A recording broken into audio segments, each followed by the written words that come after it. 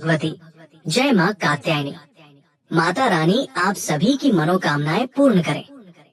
आज नवरात्रि के छठे दिन सुनिए माँ कात्यायनी की संपूर्ण कथा।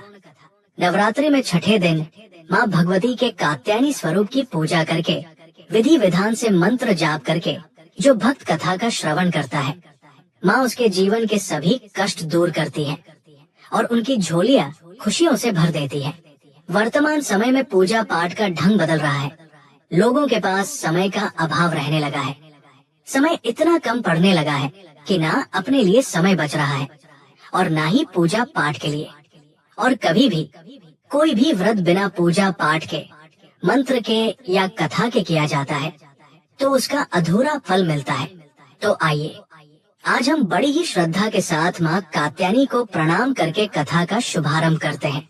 भगवान श्री कृष्ण को पति रूप में प्राप्त करने के लिए ब्रज की गोपियों ने इन्हीं देवी की पूजा कालिंदी यमुना के तट पर की थी और देवी कात्यायनी को ब्रज मंडल की अधिष्ठात्री देवी के रूप में भी पूजा जाता है। दरअसल ब्रज की गोपियाँ सामले सलोने श्री कृष्ण पर अपना सब कुछ न्योछावर कर चुकी थी। अब उनके जीवन में इच्छा थी तो केवल एक बार श्री कृष्ण के चरणों का कृपा प्रसाद पाने की। सोते जागते, उठते बैठते, खाते पीते हर समय, यानी कि जीवन की प्रत्येक गति में उन गोपियों के तो मन में श्री कृष्ण ही बस गए थे। उन्हें आवश्यकता थी तो केवल श्री कृष्ण को रिझाकर उनके कमल रूपी श्री चरणों में आश्रय प्राप्त करने की। और जब श्री कृष्ण मथुरा चले गए तब सारी गोपियां बेचैन हो गई, व्याकुल हो गई। इन्हीं व्याकुलता भरे क्षणों में किसी ब्रज गोपी ने अपनी नानी के मुख से ये सुन लिया कि कात्यायनी देवी व्रत के अनुष्ठान से मनोवांछित वर प्राप्त होता है। बस फिर क्या था, ब्रज की सभी कुमारी गोपियों ने नंद बाबा के लाडले कामदेव की छवि को धूमिल करने वाले और सूर्य की आभा से भी अधिक दीप्तमान गोविंद को प्राप्त करने के लिए मन में दृढ़ विश्वास रखकर सामूहिक रूप से देवी कात्यायनी को प्रसन्न करने के लिए कात्यायनी व्रत करने का संकल्प एक साथ ले लिया। ब्रज गोपियों ने अपने प्राण प्रियतम को प्राप्त करने के लिए माँ कात्यायनी के पूजन का व्रत विशुद्ध भाव से प्रारंभ कर दिया। जब हेमंत ऋतु आई उसके पहले ही महीने में अर्थात मार्गशीर्ष मास में नंद बाबा के ब्रज की कुमारियाँ कात्यायनी देवी की पूजा और उपवास करने लगी। वे कुंवारी गोपियाँ पूर्व दिशा का सूरज लाल होते यमुना जल में स्नान कर लेती, यानी ब्रह्मा मुहूर्त में उठ जाती और तट पर ही देवी की बालुका से मूर्ति बनाकर सुगंधित चंदन, पुष्प, तरह तरह के नैवेद्य, धूप दीप, छोटी बड़ी भेंट की सामग्री, आम और अशोक के पल्लव, फल और चावल आदि से उनका पूजन करती। साथ ही वे कुमारी गोपियाँ देवी कात्यायनी की आराधना किया करती। इस तरह उन गोपियों का जिनका मन श्री कृष्ण के प्रति न्योछावर हो चुका था, जिनका तन मन श्री कृष्णमय हो चुका था, इस संकल्प के साथ उन्होंने एक महीने तक देवी कात्यायनी की भली भांति पूजा की। इस प्रकार की नंद नंदन श्याम सुंदर ही हमारे पति हो। वे प्रतिदिन ब्रह्मा मुहूर्त में ही नाम ले लेकर एक दूसरी सखी को पुकार लेती और फिर एक दूसरे के हाथ में हाथ डालकर ऊंचे स्वर से भगवान श्री कृष्ण की लीला और नामों का गान करती हुई यमुना जल में स्नान करने के लिए जाती। एक दिन सारी गोपियों ने प्रतिदिन की तरह यमुना जी के तट पर जाकर अपने अपने वस्त्र उतार दिए और भगवान श्री कृष्ण के गुणों का गान करती हुई बड़े आनंद से वे जल क्रीड़ा करने लगी। भगवान श्री कृष्ण सनकादि योगियों और शंकर आदि योगेश्वरों के भी ईश्वर हैं। उनसे गोपियों के मन की ये इच्छा छुपी नहीं रही। वे उनका अभिप्राय जानकर अपने सखा ग्वाल बालों के साथ उन कुमारी गोपियों की साधना सफल करने के लिए यमुना तट पर पहुंच गए। उन्होंने अकेले ही उन सब गोपियों के सारे वस्त्र उड़ा दिए और बड़ी फुर्ती से कदम के एक वृक्ष पर चढ़ गए। उनके साथी ग्वाल बाल अब हंसने लगे और स्वयं श्री कृष्ण भी हंसते हुए गोपियों से हंसी की बात कहने लगे। अरे कुमारियों, अगर इच्छा हो तो तुम यहाँ आकर अपने अपने वस्त्र ले जाओ। मैं तुम लोगों से सच सच कहता हूँ, मैं हंसी मजाक बिल्कुल नहीं कर रहा। तुम लोग व्रत करते करते दुबली हो गए हो। ये मेरे सखा ग्वाल बाल जानते हैं कि मेरी कोई भी बात कभी झूठी नहीं होती। हे सुंदरियों, अगर तुम्हारी इच्छा हो तो अलग अलग आकर अपने अपने वस्त्र ले लो, या सब एक साथ आ जाओ, मुझे इसमें भी कोई आपत्ति नहीं। भगवान श्री कृष्ण की ये हंसी मजाक देखकर गोपियों का हृदय प्रेम से सराबोर हो गया। वे फिर थोड़ा सकुचाकर, शर्मा कर एक दूसरे की ओर देखने और मुस्कुराने लगी, पर जल से बाहर नहीं आई। तब भगवान ने हंसी हंसी में ये बात कही। तब उनके विनोद से कुमारियों का चित्त उनकी ओर और भी खींच गया। वे ठंडे पानी में गले तक डूबी हुई थी और उनका शरीर थरथर कांप रहा था। तब उन्होंने जल में बैठे बैठे ही श्री कृष्ण से कहा, प्यारे श्री कृष्ण, तुम ऐसी अनीति भरी बातें मत करो। हम जानती हैं कि तुम नंद बाबा के लाडले लाला हो, हमारे प्यारे हो। सारे ब्रजवासी तुम्हारी सराहना करते रहते हैं। देखो, हम ठंड के मारे ठिठुर रही हैं। तुम हमारे वस्त्र दे दो, तुम जो कुछ कहोगे उसे हम करने के लिए तैयार हैं। हमें कष्ट मत दो और हमारे वस्त्र हमें दे दो, नहीं तो हम जाकर अभी नंद बाबा से कह देंगी। तब श्री कृष्ण मुस्कुराते हुए बोले, गोपियों, तुम्हारी मुस्कान पवित्रता और प्रेम से भरी है। देखो, जब तुम अपने को मेरी दासी स्वीकार करती हो और मेरी आज्ञा का पालन करना चाहती हो, तो यहाँ आकर अपने अपने वस्त्र ले लो। वे गोपियाँ जल में बहुत देर से बैठी हुई थी, ठंड के मारे कांप रही थी। किसी तरह सकुचाते हुए वे गोपियाँ यमुना जी से बाहर निकली। उस समय उन्हें ठंड बहुत सता रही थी। उनके इस शुद्ध भाव से भगवान बहुत ही प्रसन्न हुए। उन्हें अपने पास आए देखकर उन्होंने गोपियों के वस्त्र अपने कंधे पर रख लिए।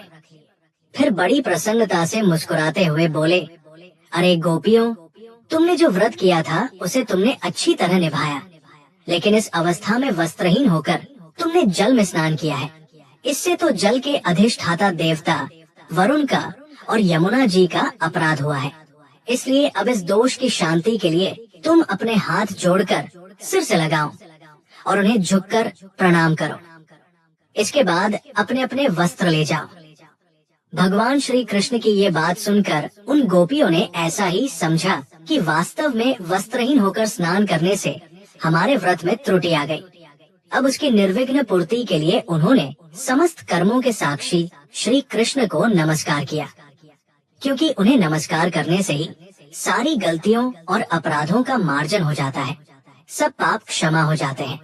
जब यशोदा नंदन भगवान श्री कृष्ण ने देखा कि सबकी सब कुमारी गोपियाँ मेरी आज्ञा के अनुसार प्रणाम कर रही हैं, तब वे बहुत प्रसन्न हुए। उनके हृदय में गोपियों के प्रति करुणा उमड़ आई और फिर उन्होंने उनके वस्त्र दे दिए। श्री कृष्ण ने गोपियों से छल भरी बातें की, उनका लज्जा और संकोच छुड़ाया, हंसी की और उन्हें कठपुतलियों के समान नचाया, यहाँ तक कि उनके वस्त्र भी हर लिए। फिर भी वे गोपियाँ उनसे रुष्ट नहीं हुई। उनकी इन चेष्टाओं को उन्होंने दोषी नहीं माना, बल्कि अपने प्रियतम के संग से वो तो और भी प्रसन्न हो गई। गोपियों ने अपने अपने वस्त्र पहन लिए, लेकिन श्री कृष्ण ने उनके चित्त को इस प्रकार अपने वश में कर रखा था कि वे वस्त्र पहनने के बाद भी वहाँ से एक कदम भी आगे नहीं बढ़ पाई। अपने प्रीतम के समागम के लिए सजकर वे उन्हीं की ओर लजीले चितवन से निहारती रही। भगवान ने देखा कि उन गोपियों ने उनके चरण कमलों के स्पर्श की कामना से ही ये व्रत धारण किया है और उनके जीवन का यही एकमात्र संकल्प है। तब गोपियों के प्रेम के अधीन होकर उखल तक में बंध जाने वाले भगवान श्री कृष्ण उनसे कहने लगे, हे मेरी परम प्रियसी कुमारियों, मैं तुम्हारा ये संकल्प जानता हूँ कि तुम मेरी पूजा करना चाहती हो। मैं तुम्हारी इस इच्छा का अनुमोदन करता हूँ। तुम्हारा ये संकल्प सत्य होगा। तुम मेरी पूजा कर सकोगी। जिन्होंने अपना मन और प्राण तक मुझे समर्पित कर रखा है, उनकी कामनाएं उन्हें सांसारिक भोगों की ओर ले जाने में समर्थ नहीं होती। ठीक वैसे ही जैसे भुने हुए या उबले हुए बीज फिर से अंकुर के रूप में उगने के लायक नहीं रह जाते। इसलिए गोपियों, अब तुम अपने अपने घर लौट जाओ। तुम्हारी साधना सिद्ध हो गई है। अब आने वाली शरद ऋतु की रात्रियों में तुम मेरे साथ विहार करोगी। हे गोपियों, इसी उद्देश्य से तुम लोगों ने ये व्रत और कात्यायनी देवी की पूजा की थी। फिर भगवान की आज्ञा पाकर वो गोपियां जाने की इच्छा न होने पर भी बड़े कष्ट से ब्रज में गई। अब उनकी सारी कामनाएं पूर्ण हो चुकी थी। इस प्रकार जैसी जिसके मन में कामना हो, कात्यायनी देवी और भगवान श्री कृष्ण की कृपा से वो मनोकामना पूर्ण हो जाती है। माँ कात्यायनी का नाम कात्यायनी क्यों पड़ा, इसके विषय में पुराणों में कथा प्रचलित है। पौराणिक कथाओं के अनुसार वामिक नाम के एक ऋषि थे, जिनके पुत्र का नाम कात्य था। आगे चलकर कात्य वंश में ऋषि कात्यायन का जन्म हुआ। उनकी कोई संतान नहीं थी और वे देवी भगवती को अपनी पुत्री के रूप में पाने की तीव्र इच्छा रखते थे। ऋषि कात्यायन ने अपनी इस इच्छा की पूर्ति के लिए कठोर तपस्या प्रारंभ कर दी और फिर एक दिन उनकी भक्ति से प्रसन्न होकर देवी भगवती उनके समक्ष प्रकट हुई। ऋषि कात्यायन ने अपनी इच्छा व्यक्त की और देवी ने उनके घर पुत्री के रूप में जन्म लेने का वचन दिया। इस दौरान राक्षस महिषासुर का आतंक तीनों लोकों में फैल गया, जिससे देवता और मनुष्य दोनों त्रस्त हो गए। इसे समाप्त करने के लिए ब्रह्मा, विष्णु और शिव जी ने अपनी शक्तियों को मिलाकर देवी की रचना की और इसी दिव्य शक्ति ने ऋषि कात्यायन के घर जन्म लिया। इसलिए ऋषि कात्यायन के घर जन्म लेने के कारण ही माँ का नाम कात्यायनी पड़ गया। उनके जन्म के बाद ऋषि कात्यायन ने 3 दिनों तक सप्तमी, अष्टमी और नवमी को भक्ति पूर्वक उनकी पूजा की। 10वें दिन देवी कात्यायनी ने महिषासुर को परास्त कर उसका वध किया और तीनों लोगों को उसके अत्याचार से मुक्त कराया। ये थी माँ कात्यायनी की कथा। और आज के दिन भगवान श्री कृष्ण और राधा रानी की कथा सुनकर जो भक्त सच्चे मन से फिर माँ कात्यायनी की पूजा करता है और गोधूली मुहूर्त में कथा का श्रवण करके दीपदान करता है, उसके सभी मनोरथ राधा रानी की कृपा से पूर्ण हो जाते हैं। तो चलिए अब आपको सुनाते हैं राधा रानी की कुछ कथाएं। वृंदावन में एक बाबा जी रहा करते थे, जिन्हें मदन अंधे बाबा भी कहते थे। बाबा 7-8 साल की आयु में ही वृंदावन आ गए थे। पढ़े लिखे तो थे नहीं, बस श्यामा श्याम की रट हमेशा किया करते थे और बाबा ने इस तरह श्यामा श्याम की याद में अपना पूरा जीवन वृंदावन में ही रहकर बिता दिया। उनका प्रेम इतना गहरा था कि श्यामा श्याम का नाम लेते ही उनकी आंखों से अश्रुपात होने लगता और कहा जाता है कि बाबा इस तरह रात दिन रोते रोते ही नेत्रहीन हो गए थे। उनके नेत्रों की ज्योति चली गई थी। एक बार करुणामय श्री राधा रानी ने बाबा की करुण पुकार सुनी तो वे इसे सहन नहीं कर सकी और श्याम जी से कहने लगी, ये बाबा क्यों रो रहे हैं? तब भगवान श्री कृष्ण राधा रानी की बात मानकर बाबा के पास गए और पूछने लगे, बाबा काहे को रो रहे हो? भूख लगी है, कछू ले आऊं खाने को। बाबा ने सोचा कोई ग्वाला होगा, परंतु स्वर तो बड़ा मीठा था। तब बाबा बोले, ग्वाले तू जा यहाँ से, मोहे भजन करने दे। प्रभु ने फिर से पूछा, बाबा काहे को रो रहे हो?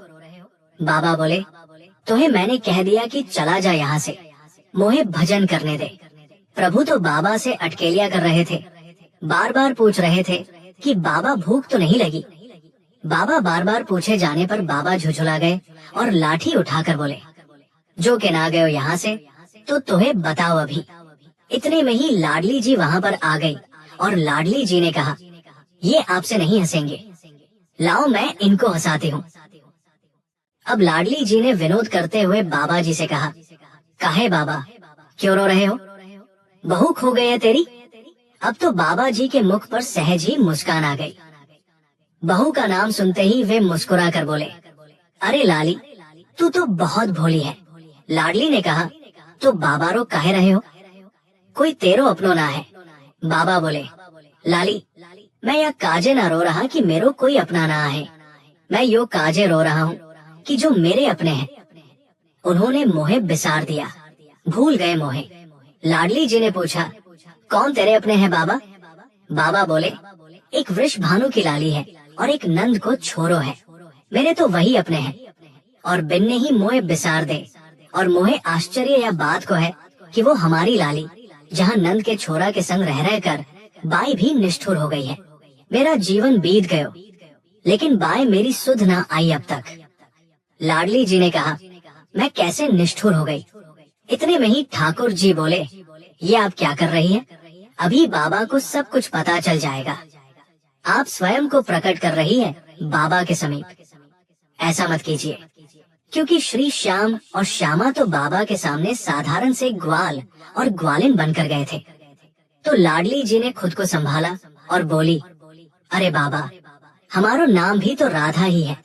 फिर लाडली जी बोली, बाबा, तुम्हें सूझे ना है, तुम्हें दिखे तो ना। अब तुम्हारे अपने जिन्होंने तुम्हें बिसार दिया, अगर तुम्हारे सामने आ जाएं, तो तुम कैसे उन्हें पहचानोगे? बाबा बोले, हे लाडली, तू तो भोली है, भोली करुणामयी लाडली। जब समीप आवेंगी ना, तो अपने कर कमल से मेरी आंखों को छूकर अपना दर्शन देवेंगी। अब बाबा की इतनी सारी बातें सुनकर करुणामयी राधा रानी से रहा ही नहीं गया, और उन्होंने अपने कर कमल से बाबा के नेत्रों को स्पर्श किया और उनमें ज्योति प्रदान कर दी। आज बाबा को अपने संपूर्ण जीवन का समस्त पुण्य फल प्राप्त हो गया।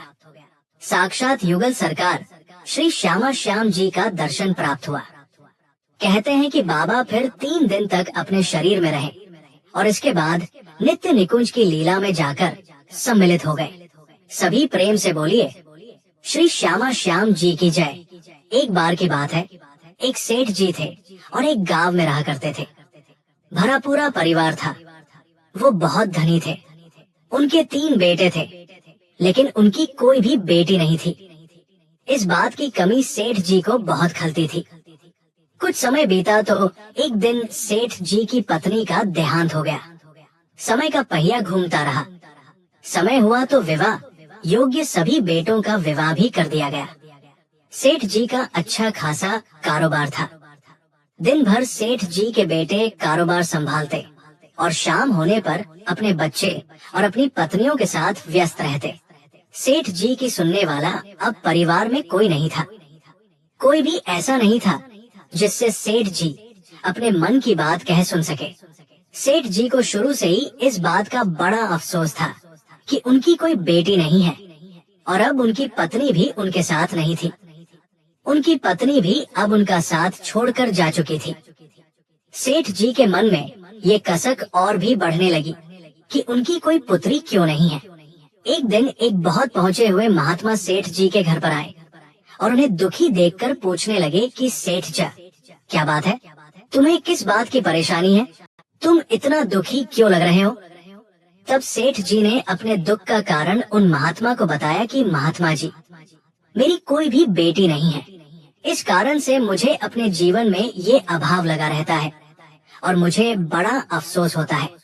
बहुत दुख होता है कि मेरी कोई बेटी क्यों नहीं है। अगर मेरी बेटी होती तो वो भी मेरा ध्यान रखती, मेरे मन की बात सुनती। मैं भी उससे अपने मन का बोझ कह सुनकर हल्का कर लिया करता। तब वो पहुँचे हुए महात्मा कहने लगे कि सेठ जी, तुम राधा रानी को ही अपनी बेटी मान लो। हमारे जीवन में जब जिस चीज की कमी होती है तो उसे भगवान ही तो पूरा करते हैं। अब भला बेटी न होने के कारण तुम इतने परेशान हो। परेशान होने से क्या होगा भला? तुम राधा रानी को एक बार अपनी बेटी मानकर देखो और जब भी तुम्हारा मन चाहे, जब भी तुम उदास हुआ करो, अपने दिल की सारी बात राधा रानी से कर लिया करना और फिर तुम्हें अभाव कभी नहीं सताएगा कि तुम्हारी कोई बेटी क्यों नहीं है। महात्मा जी की ये बात सेठ जी को बड़ी अच्छी लगी और फिर उन्होंने ऐसा ही किया।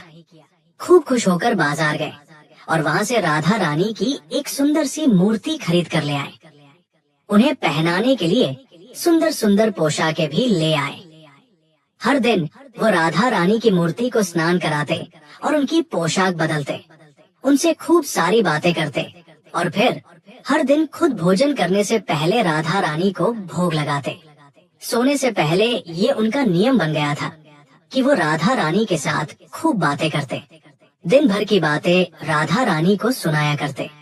ऐसा करते करते सेठ जी दिल से ही राधा रानी को अपनी बेटी मानने लगे और वो ये भूल ही गए कि उनकी कोई बेटी नहीं है और वे इस एक निर्जीव सी मूर्ति को ही अपनी बेटी मान बैठे हैं। लेकिन भक्ति में मगन सेठ जी को किसी भी बात का आभास नहीं था। उन्हें बस पता था तो ये कि उनकी एक बेटी है जिससे वो हर दिन खूब सारी बातें करते हैं। अब जब तक सेठ जी दिन भर राधा रानी से बात ना कर ले या उनकी पसंद का भोजन राधा रानी को ना खिला ले, उनका मन ही नहीं लगता था। जब तक वो उनसे बात नहीं कर लेते तब तक उनके मन को बड़ी बेचैनी रहती। बहुत सारी बातें करने के बाद, अपने दिल की सारी बातें कहने के बाद ही उनके मन को सुकून आया करता था। एक बार की बात है, सेठ जी के घर पर चूड़ी बेचने वाली एक मनिहारिन आया करती थी और सेठ जी की बहुएं उस मनिहारिन से खरीद कर चूड़ियां पहनती थी।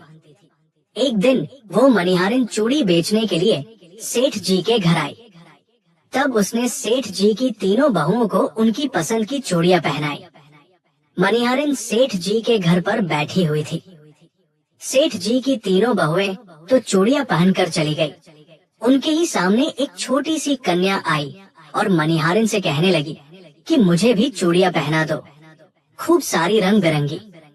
चूड़ी वाली ने सोचा कि शायद सेठ जी के घर पर कोई मेहमान आया होगा, उन्हीं की ये कन्या होगी। तो उसने भी उस नन्ही बालिका को चूड़ियां पहना दी और उसके बाद वो चूड़ी वाली मनिहारिन सेठ जी से पैसे मांगने सेठ जी की दुकान पर पहुंच गई और कहने लगी कि मुझे चूड़ियों के पैसे दे दो, और उसने पहले से अधिक पैसे मांगे।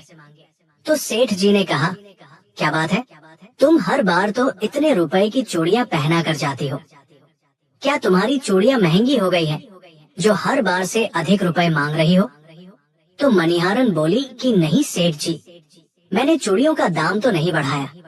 हाँ, लेकिन आज मैंने 3 लोगों को नहीं बल्कि 4 लोगों को चूड़ियां पहनाई हैं। सेठ जी ने सुना तो कहने लगे, अरे तुमसे कोई गलती हो गई होगी, मेरे घर पर तो चूड़ी पहनने के लिए सिर्फ 3 बहुएं हैं, ये लो तुम 3 बहुओं की चूड़ी के पैसे रखो। मनिहारिन भी कुछ नहीं बोली। सेठ जी से पैसे लेकर चुपचाप अपने घर आ गई। शाम हुई तो सेठ जी दुकान से अपने घर पर आए। आकर उन्होंने सबसे पहले राधा रानी को भोग लगाया और फिर हर बार की तरह दिन भर की सारी बातें राधा रानी से बताई और सो गए। उस रात सेठ जी के सपने में राधा रानी आ गई और बोली, बाबा आपने चूड़ी वाली को मेरी चूड़ी के पैसे क्यों नहीं दिए? जब आप मुझे अपनी बेटी मानते हो तो फिर बताओ मुझे कि आपने मेरी चूड़ी के पैसे मनिहारिन को क्यों नहीं दिए?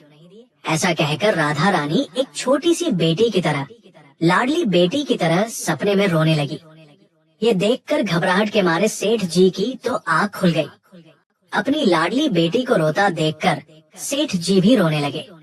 जब सुबह हुई तो भागे भागे मनिहारिन के घर गए और बहुत सारे सोने के सिक्के उसके पैरों में रख दिए और मनिहारिन से बोले कि बहन, तुम कल सच बोल रही थी कि तुमने कल 4 को ही चूड़ी पहनाई थी और मैंने तो श्री जी को अपनी बेटी माना है।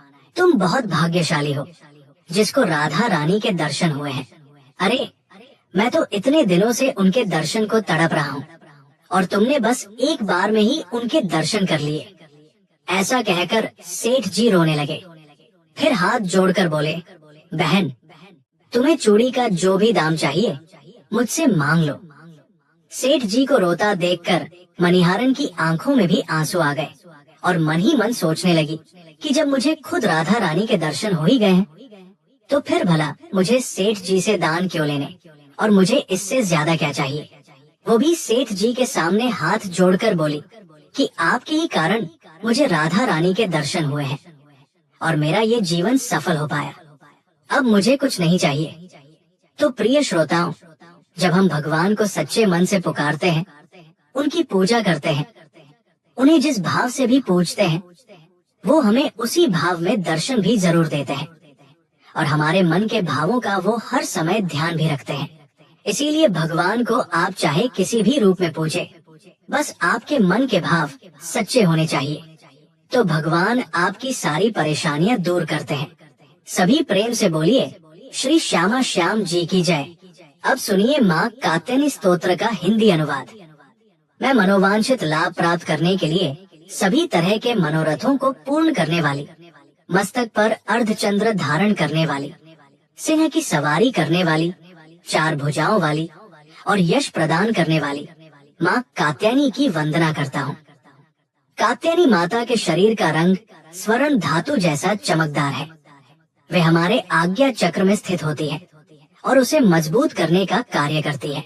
वे माँ दुर्गा का छठा रूप है, जिनके 3 नेत्र हैं। उनके हाथ भक्तों को वरदान और अभय देने की मुद्रा में है।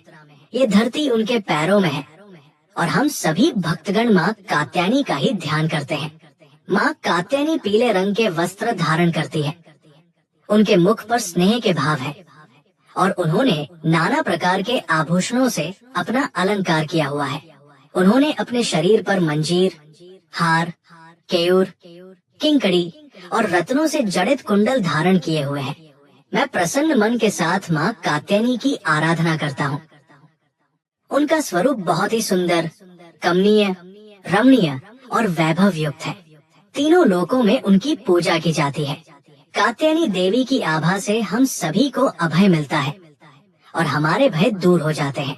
उन्होंने अपने हाथ में कमल पुष्प ले रखा है और मस्तक पर मुकुट पहन रखा है, जिसमें से प्रकाश निकल रहा है। उनका मुख आनंद देने वाला है और वे भगवान शिव की पत्नी हैं और हम सब उन्हें नमस्कार करते हैं। माँ कात्यायनी ने पीले रंग के परिधान धारण कर रखे हैं और तरह तरह के आभूषणों से अपना श्रृंगार किया हुआ है। वे सिंह की सवारी करती है और उनके हाथों में कमल का फूल है। हम सब माता के सेवक हैं और उन्हें प्रणाम करते हैं। देवी कात्यायनी हमें आनंद प्रदान करती है और वही परम सत्य और परम ब्रह्मा का रूप है। कात्यायनी देवी ही सर्वशक्तिशाली और परम भक्ति का स्वरूप है। वे माँ कात्यायनी अपने भक्तों पर सदैव कृपा करें। हम सब उन्हें नमन करते हैं। माँ कात्यायनी इस विश्व को चलाती है, हमें जीवन देती है, हमारा जीवन लेती भी है और इस विश्व में प्रेम का संचार करती है। वे ही इस विश्व के प्राणियों की हर चिंता हर लेती है। हम सभी माता को बारंबार प्रणाम करते हैं। माँ कात्यायनी इस सृष्टि का बीज मंत्र है और वे ही इस सृष्टि की आधार देवी है। जो भी कात्यायनी माता के बीज मंत्र का जाप करता है, उसे परम आनंद की प्राप्ति होती है। कात्यायनी माता ही हमारा भरण पोषण करती है। हम सभी कात्यायनी देवी की ही संतान हैं। कात्यायनी माँ के ध्यान से हमें हर्ष की अनुभूति होती है। वे ही हमें धन और सुख प्रदान करती है। जो भी सच्चे मन के साथ कात्यायनी देवी के बीज मंत्र का जाप करता है, उसकी तपस्या सफल हो जाती है और वह मोक्ष को प्राप्त कर लेता है। हम सभी माँ कात्यायनी के बीज मंत्र का जाप करते हैं और उनकी पूजा करते हैं। वही हमारे जीवन को सुखमय बनाती है और विपत्तियों से हमारी रक्षा भी करती है। कात्यायनी माता ही हमारा भूतकाल, वर्तमान और भविष्य काल निर्धारित करती है। हम सभी माँ कात्यायनी के ही रूप हैं। हम सभी माँ कात्यायनी को बारंबार प्रणाम करते हैं। सभी प्रेम से बोलिए, कात्यायनी मैया की जय। अब सुनिए श्री दुर्गा सप्तशती का छठे दिन पढ़ा जाने वाला अध्याय 11। मार्कंडेय ऋषि कहते हैं, देवी के द्वारा वहाँ महादैत्य पति शुंभ के मारे जाने पर इंद्र आदि देवता अग्नि को आगे करके उन कात्यायनी देवी की स्तुति करने लगे। उस समय अभीष्ट की प्राप्ति होने से उनके मुख कमल दमक उठे थे और उनके प्रकाश से दिशाएं भी जगमगा उठी थी। देवता बोले, शरणागत की पीड़ा दूर करने वाली देवी, हम पर प्रसन्न हो। संपूर्ण जगत की माता प्रसन्न हो। विश्वेश्वरी, विश्व की रक्षा करो। हे देवी, आप ही चराचर जगत की अधीश्वरी हो। आप इस जगत का एकमात्र आधार हो, क्योंकि पृथ्वी रूप में आपकी ही स्थिति है। हे देवी, आपका पराक्रम अलंघनीय है। आप ही जल रूप में स्थित होकर संपूर्ण जगत को तृप्त करती हो। आप अनंत बल संपन्न वैष्णवी शक्ति हो। इस विश्व की कारण भूता परामाया हो। देवी, आपने इस समस्त जगत को मोहित कर रखा है। आप ही प्रसन्न होने पर इस पृथ्वी पर मोक्ष की प्राप्ति कराती हो। हे देवी, संपूर्ण विद्याएं आपके ही भिन्न भिन्न स्वरूप है। जगत में जितनी स्त्रियां हैं, वे सब आपकी ही मूर्तियां हैं। हे जगदम्ब, एकमात्र आपने ही इस विश्व को व्याप्त कर रखा है। आपकी स्तुति क्या हो सकती है? आप तो स्तवन करने योग्य पदार्थों से परे और परावाणी हो। जब आप सर्व स्वरूपा देवी स्वर्ग तथा मोक्ष प्रदान करने वाली हो, तब इसी रूप में आपकी स्तुति हो गई। आपकी स्तुति के लिए इससे अच्छी उक्तियाँ और भला क्या हो सकती है। बुद्धि रूप से सब लोगों के हृदय में विराजमान रहने वाली तथा स्वर्ग एवं मोक्ष प्रदान करने वाली नारायणी देवी, आपको नमस्कार है। कला काष्ठा आदि के रूप से क्रमशः परिणाम की ओर ले जाने वाली तथा विश्व का उपसंहार करने में समर्थ नारायणी, आपको नमस्कार है। हे नारायणी, आप सब प्रकार का मंगल प्रदान करने वाली मंगलमय हो, कल्याण दायिनी शिवा हो, सब पुरुषार्थों को सिद्ध करने वाली शरणागत वत्सला, 3 नेत्रों वाली एवं गौरी हो, आपको नमस्कार है। आप सृष्टि पालन और सहार की शक्ति भूता सनातनी देवी, गुणों का आधार तथा सर्वगुणमयी हो। है नारायणी, आपको नमस्कार है। शरण में आए हुए दीनों एवं पीड़ितों की रक्षा में संलग्न रहने वाली तथा सबकी पीड़ा दूर करने वाली नारायणी देवी, आपको नमस्कार है। हे देवी, आप भगवान विश्वनाथ की भी वंदनीय हो। जो लोग भक्ति पूर्वक आपके सामने मस्तक झुकाते हैं, वे संपूर्ण विश्व को आश्रय देने वाले होते हैं। हे देवी, प्रसन्न हो। जैसे इस समय असुरों का वध करके आपने शीघ्र ही हमारी रक्षा की है, उसी प्रकार सदा हमें शत्रुओं के भय से बचाओ। संपूर्ण जगत का पाप नष्ट कर दो और उत्पात एवं पापों के फल स्वरूप प्राप्त होने वाले महामारी आदि बड़े बड़े उपद्रवों को भी शीघ्र दूर करो। विश्व की पीड़ा हरने वाली देवी, हम आपके चरणों में पड़े हुए हैं, हम पर प्रसन्न हो। त्रिलोक निवासिनियों की पूजनीय परमेश्वरी, सब लोगों को वरदान दो। तब देवी बोली, हे देवताओं, मैं वर देने को तैयार हूँ। तुम्हारे मन में जिसकी इच्छा हो वो वर मांग लो। संसार के लिए उस उपकारक वर को मैं अवश्य दूंगी। तब देवता बोले, हे सर्वेश्वरी, आप इसी प्रकार तीनों लोकों की समस्त बाधाओं को शांत करो और हमारे शत्रुओं का नाश करती रहो। देवी बोली, देवताओं, वैवस्वत मनवंतर के 28वें युग में शुंभ और निशुंभ नामक 2 अन्य महादैत्य उत्पन्न होंगे। तब मैं नंदगोप के घर में उनकी पत्नी यशोदा के गर्भ से अवतीर्ण हो विंध्याचल में जाकर रहूंगी और उक्त दोनों असुरों का नाश करूंगी।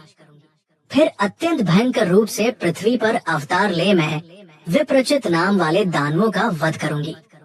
उन भयंकर महादैत्यों को भक्षण करते समय मेरे दांत अनार के फूल की तरह लाल हो जाएंगे।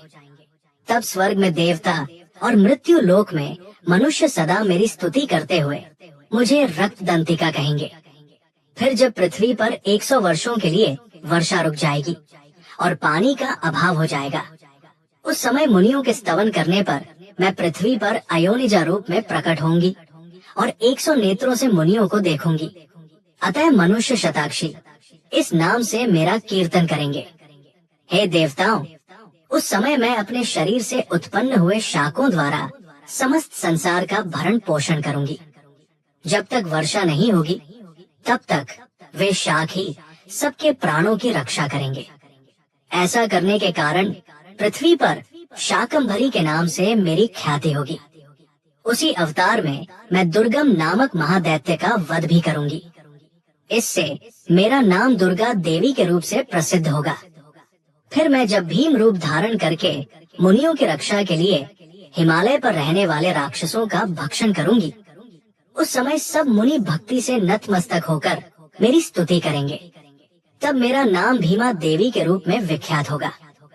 जब अरुण नामक दैत्य तीनों लोकों में भारी उपद्रव मचाएगा, तब मैं तीनों लोकों का हित करने के लिए 6 पैरों वाले असंख्य भ्रमरों का रूप धारण करके उस महादैत्य का वध करूंगी। उस समय सब लोग भ्रामरी के नाम से चारों ओर मेरी स्तुति करेंगे। इस प्रकार जब संसार में दानवी बाधा उपस्थित होगी, तब तब अवतार लेकर मैं शत्रुओं का संहार करूंगी। जय माता दी। इस प्रकार श्री मार्कंडेय पुराण में सावर्णिक मनवंतर की कथा के अंतर्गत देवी महात्म्य में देवी स्तुति नामक 11 अध्याय पूर्ण हुआ। जय